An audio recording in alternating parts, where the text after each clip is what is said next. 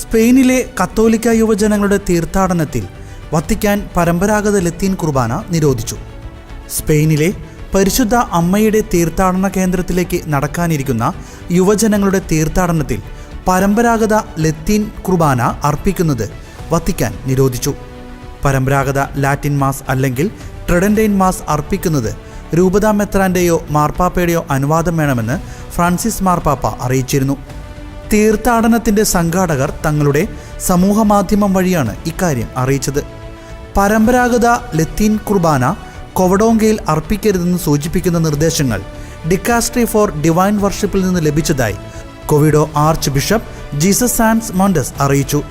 July 27 മുതൽ 29 വരെ നടക്കുന്ന തീർത്ഥാടനം ഒവിഡോയിൽ നിന്നാണ് ആരംഭിക്കുന്നത്.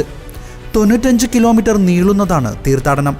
AD 8-ാം നൂറ്റാണ്ടിൽ കൊവഡോങ്കയിൽ കിങ് ഡോൺ പെലയോയുടെ നേതൃത്വത്തിലുള്ള ക്രിസ്ത്യാനികളും മുസ്ലിംസും തമ്മിലുണ്ടായ യുദ്ധത്തിൽ ജയിക്കാൻ കാരണമായത് മാതാവിൻ്റെ അനുഗ്രഹമാണെന്ന് അവിടെയുള്ളവർ വിശ്വസിച്ചിരുന്നു. അതിൻ്റെ ഭാഗമായാണ് സ്പെയിനിൽ മാതാവിൻ്റെ തീർത്ഥാടന കേന്ദ്രത്തിലേക്ക് യുവജനങ്ങളുടെ തീർത്ഥാടനം ആരംഭിച്ചത്.